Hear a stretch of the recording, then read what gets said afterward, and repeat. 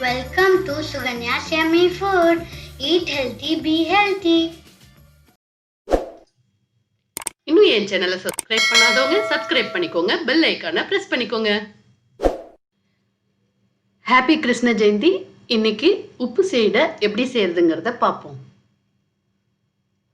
உப்பு சீடைக்கு தேவையான பொருட்கள்: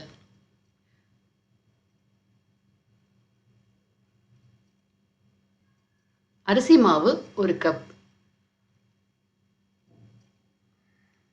உளுந்து மாவு வறுத்து அரைச்சி சலிச்சு வச்சது 2 டேபிள் ஸ்பூன், பெருங்காயம் 1 டீஸ்பூன்,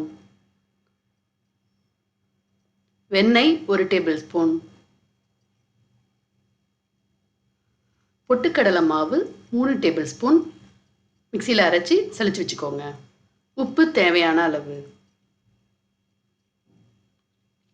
எண்ணெய் மாவு பிசையறதுக்கு சூடானது 1 குழிக்கரண்டி ஃப்ரை பண்ணுறதுக்கு.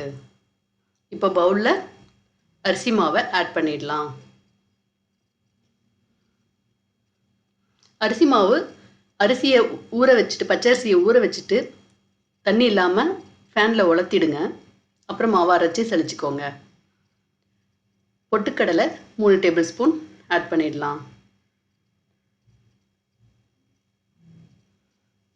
உளுந்து மாவு வறுத்து அரைச்சி 2 டேபிள் ஸ்பூன் ஆட் பண்ணிடலாம். எள்ளு, கருப்பு எள்ளு, வெள்ளை எள்ளு எது வேணாலும் ஆட் பண்ணிக்கலாம். அது 1 டீஸ்பூன். பெருங்காயத்தூள் 1 டீஸ்பூன்.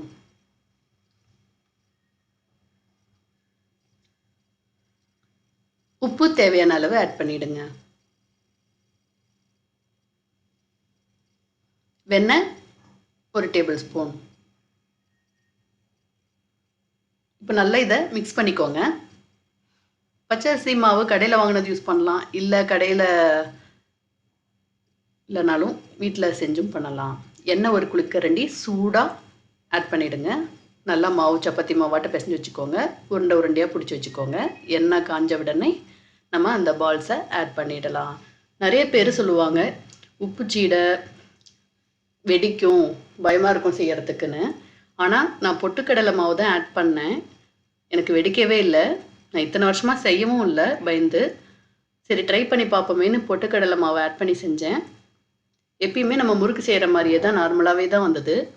பாருங்கள், கிறிஸ்பியாக இருக்குது, கலர்ஃபுல்லாக இருக்குது. நீங்களும் செஞ்சு பாருங்கள். Thanks for watching.